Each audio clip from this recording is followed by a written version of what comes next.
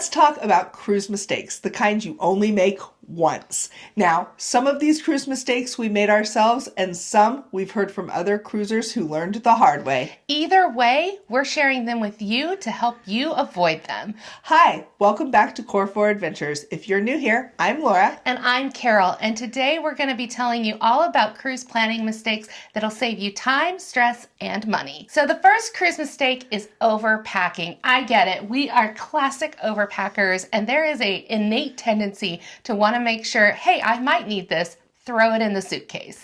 Yes, but reality is you won't wear half of the things you took with you, and you're just taking your clothes on a cruise. And of course, there's limited space inside your cruise cabins, so having less stuff that you're bringing with you is going to be helpful in the airports, in the transfers from your hotel to the cruise port, in that cruise cabin itself, and it's going to save you laundry on your way home. It's also going to save you money because if you have to do more suitcases in the airport, that always costs more, and a lot less hassle to try to drag around 3, 4, 5 suitcases per person on a long trip. And it's not just clothes that you can overpack. You can get caught up in all of these cruise tips where you're like, you have to have a laundry basket and you have to have door decorations and you have to bring all of this stuff with you. But I can tell you, most of the things that you're going to need are available for you either on the cruise ship itself or in the port stops. Right, and sometimes you have to think about the cruise that you're going on. For example, the little towel clips that everybody gets for the pool chairs, don't take those on an Alaskan cruise at the very least. We honestly bought them and never used them on any cruises except for Carol likes to pin her little curtains closed in the hotel room or in the cruise cabin if she has a balcony cabin. Yeah, it's just to block the light, not to keep my towel connected to my deck chair. The next thing we want to talk about is putting your phone in airplane mode as soon as you get on that cruise ship. You do not want to get home from a wonderful 7-9 day cruise and get surprised by a hefty phone bill. Absolutely. So you may pay roaming charges in other countries. For me on my phone, it's $12 a day if I choose to use it. But international waters are completely different and roaming is outrageously expensive. And why do you need to stay that connected? I mean, if you're going to be going on a cruise, this is your chance to truly unplug. I love telling my work, hey, I'm going on a cruise. So even if you want to get a hold of me, you're not going to be able to. It'll wait until I get back. Absolutely. There's nothing that critical in either of our jobs that it can't wait. And it's nice to be able to draw that boundary line and keep it. And if you absolutely need to, you can connect to the ship's Wi-Fi and check your email or your messages that way in like a WhatsApp app or things like that. In fact, we always have cruised with NCL and they give us a couple hundred free minutes, and that's been more than enough for us to keep our Duolingo streaks up and check any games or that sort of thing that we want to keep our streaks up with and check in at home.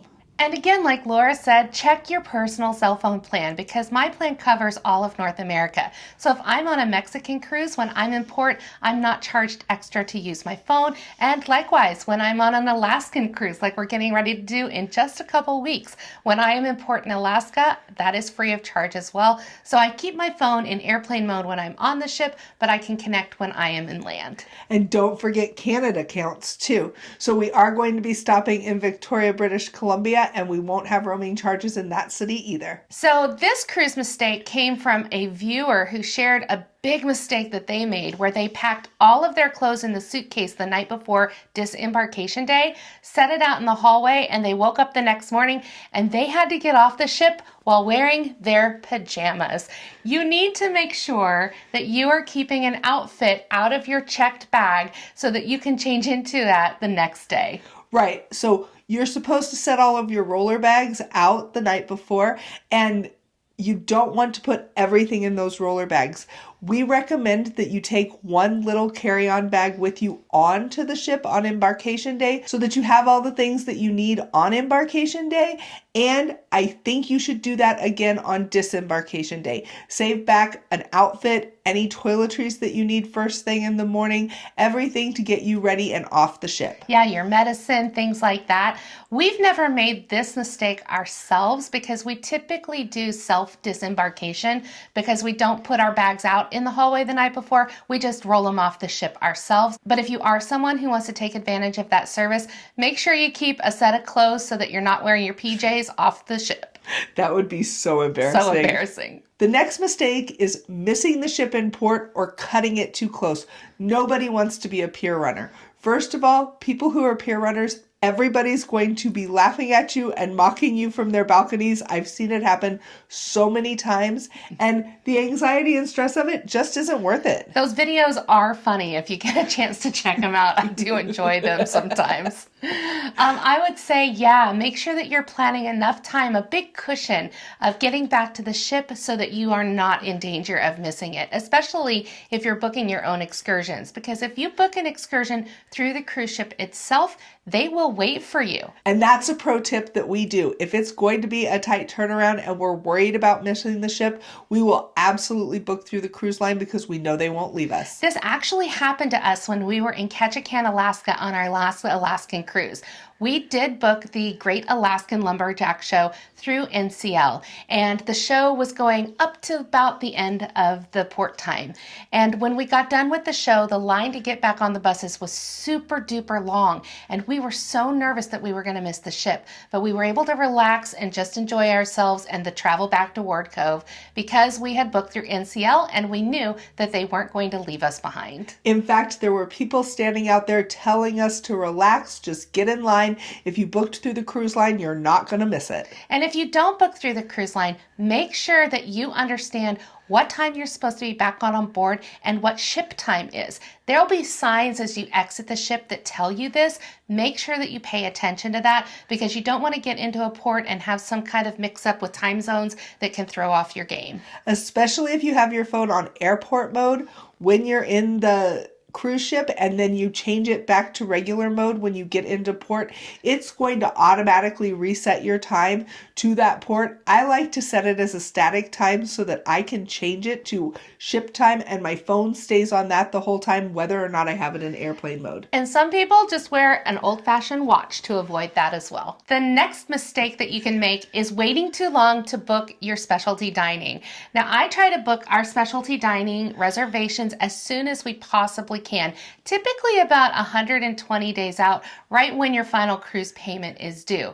But if you miss that window, you can be left out in the cold and not get those reservations that you really want. So if you don't get your reservations ahead of time, the first thing you do when you get on the ship, after you've done your muster station, of course, is go and get that specialty dining booked because certain restaurants will fill up. And I know for a fact that Cagney's on NCL sells out almost every sailing, and if you wait, you're gonna miss it. And that is actually what is happening to us. We have an Alaskan cruise coming up in a couple weeks. We've got all of our specialty dining booked. We've got La Bistro booked. We've got Cube Barbecue booked.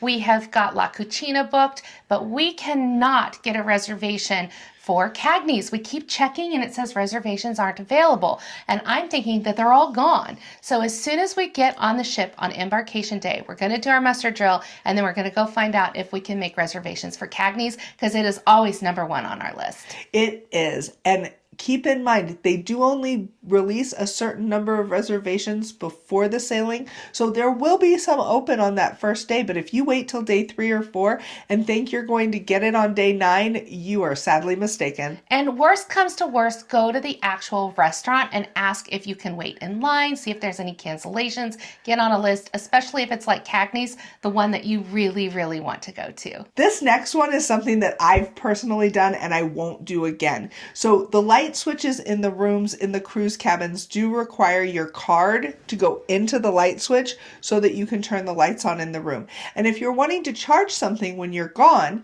it won't charge if there's not a card in there. So bring any kind of card, an old hotel room key, a driver's license, something like that, that you can stick into there and it won't matter. Yeah, it's definitely a good tip to bring along that extra card so you've got freedom to take your cruise card with you out of your cabin and still have the lights. Right, you can still have the lights and you can still charge all of your things while you're not in the room.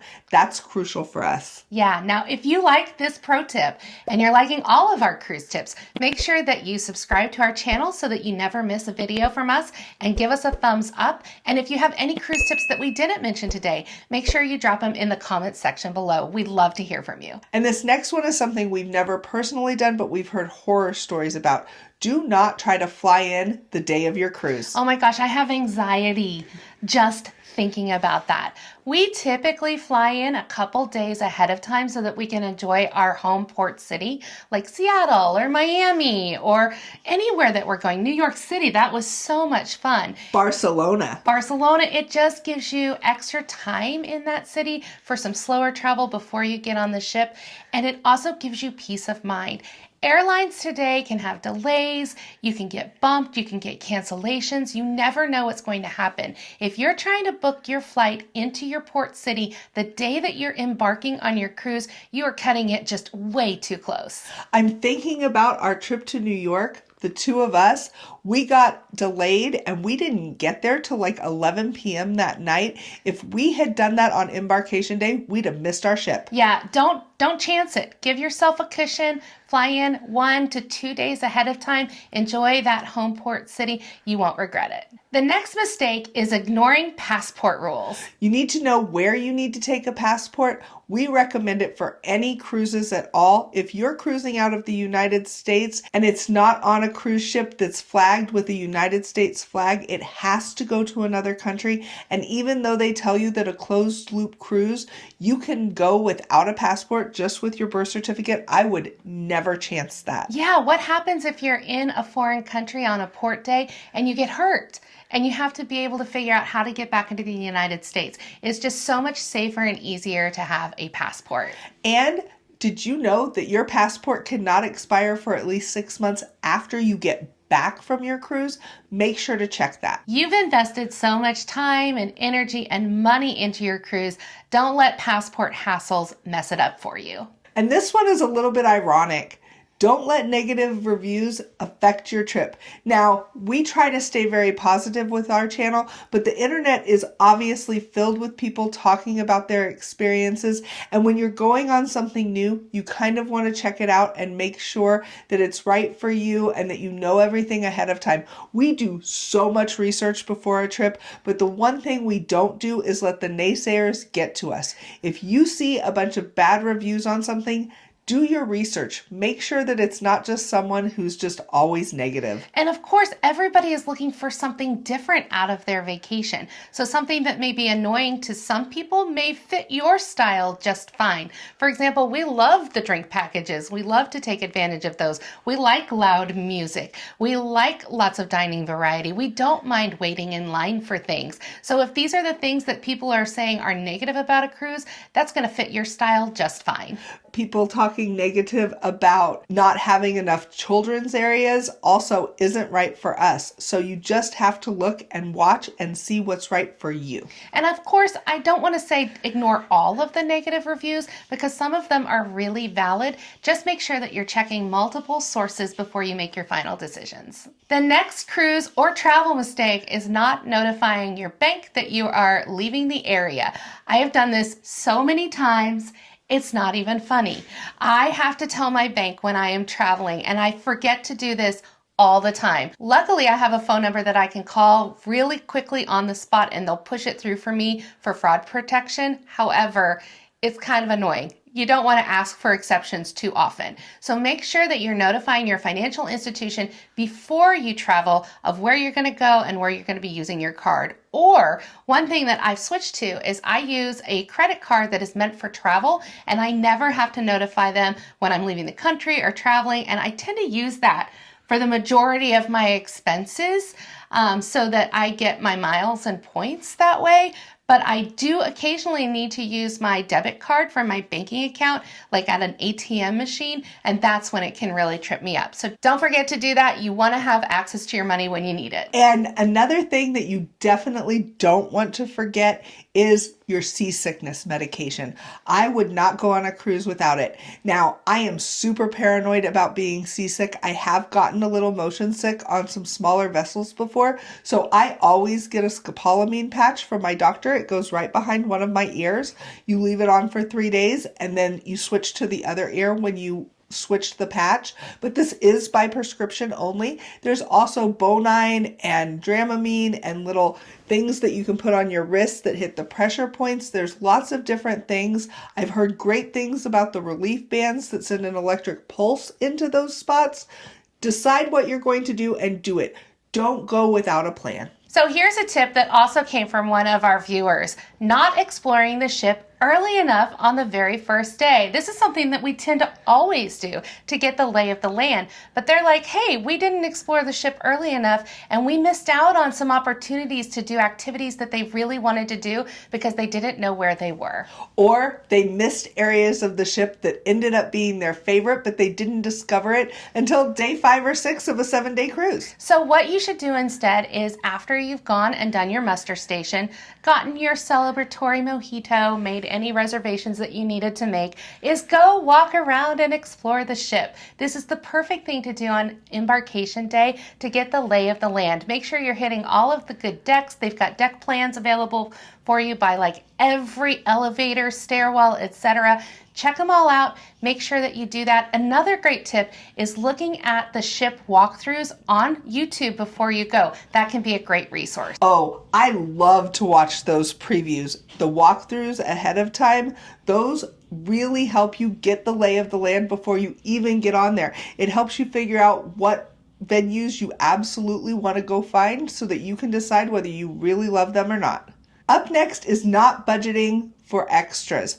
The cruise fare does not equal the total cost of your vacation. You're going to have costs for excursions, for drinks, for things off in the port, and for any kind of special things you want to do on the ship. Like we love to do the wine tasting or the whiskey tastings. There's things like that that do cost extra. The video games always cost extra. I can't even think of all the things, Carol. Yeah, and especially you're going to want to spend some money when you're in port, whether it's on souvenirs or food and drinks. So make sure that you include that in your budget. And one thing that trips people up all the time is that if your ship is docked, even if you have the unlimited drink package, you can pay taxes and port fees on those drinks if you are docked at a port. It's not much. It's like $1 or $2 per drink, but some people get really angry about that. We don't. We're like, okay, it's a couple bucks for a drink. That's pretty cheap. But you need to know about it ahead of time. They do a great job of putting up signs to let you know that the tax is in effect at that moment. So watch for those signs, and if you are someone who doesn't want to spend anything extra on your cruise, just wait till they get back into international waters and those taxes will go away. But it's definitely something that you want to prepare for if you're someone like us that doesn't care where you are in port or in open ocean. If you want a drink, you're going to go get one. Yeah, that's us. And the last cruise mistake is not knowing that cruising can be really addictive. The first time you go on a cruise, you're going to be like, this is incredible. I can't believe I've never vacationed this way before. It is so easy. It's so relaxing. Everything's taken care of for you. And before you know it, you're going to be wanting to plan your next cruise and your next cruise and the next one and the next after that. That's okay. It's what we've all done, and that's why we love to cruise. And if you're as cruising obsessed as us, don't forget to subscribe to this channel so that you don't miss any more of our cruise content. And if you have any mistakes that we missed, please put them in the comments section below. We'd love to hear about it. It can help someone else out. Thanks so much for watching today. We really enjoyed spending time with you. We'll catch you next time on Core 4 Adventures. Bye.